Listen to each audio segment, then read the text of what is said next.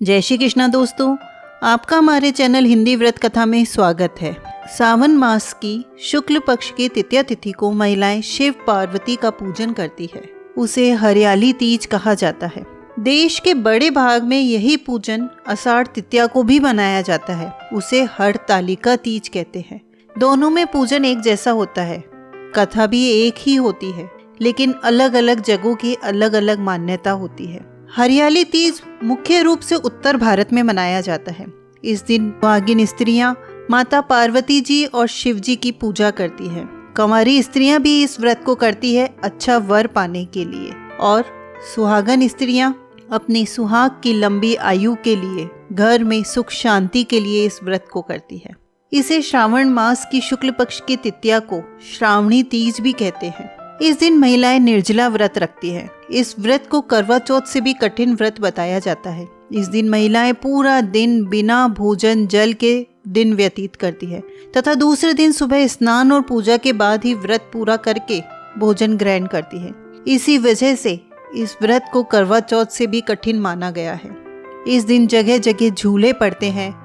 स्त्रियां झूले खाती हैं, नाचती हैं, गाती हैं, लहरियां पहनती है, मेहंदी लगाती है, श्रृंगार करती है।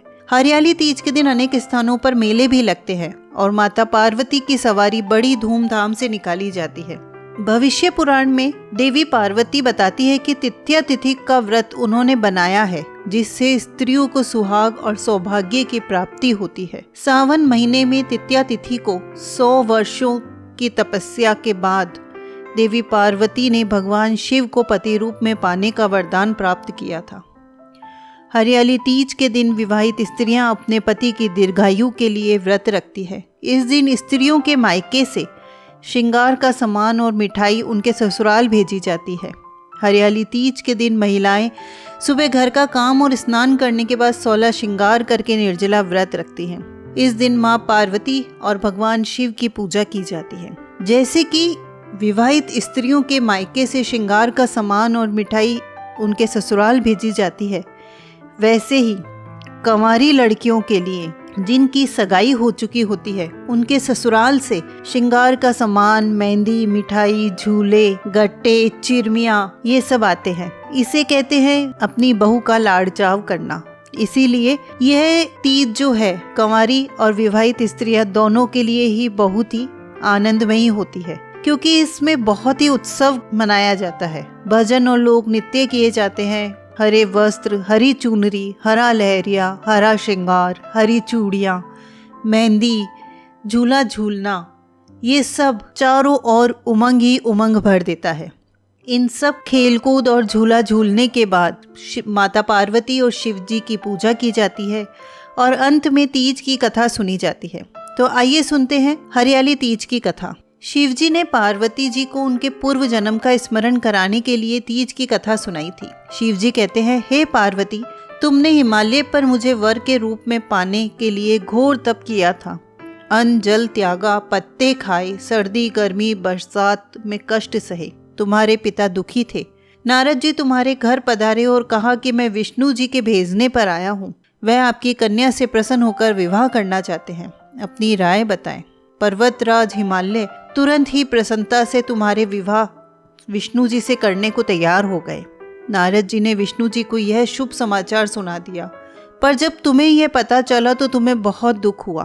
तुम मुझे मन में अपना पति मान चुकी थी। तुमने अपने मन की बात अपनी सहेलियों को बताई। सहेली ने तुम्हें एक घने वन में छुपा दिया, जहाँ तुम्हारे पिताजी नहीं पहुँच सकते थे।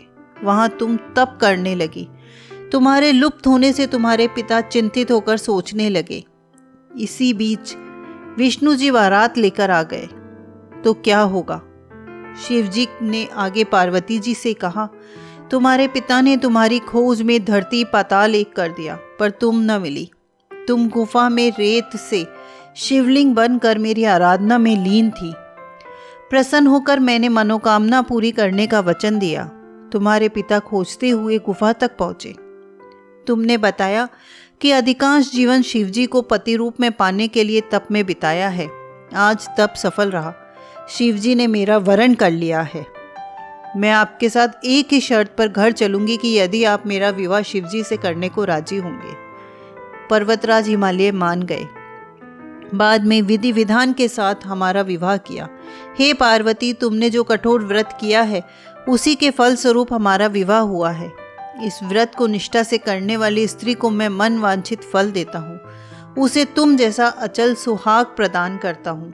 तो बोलिए शिव जी भगवान की जय हो, माता पार्वती की जय हो। तो दोस्तों, आपको ये कहानी, ये जानकारी अच्छी लगी हो तो प्लीज़ लाइक करें, कमेंट करके हमें प्रोत्साहित करें और हमारे चैनल को सब्सक्राइब करें। धन्यवाद।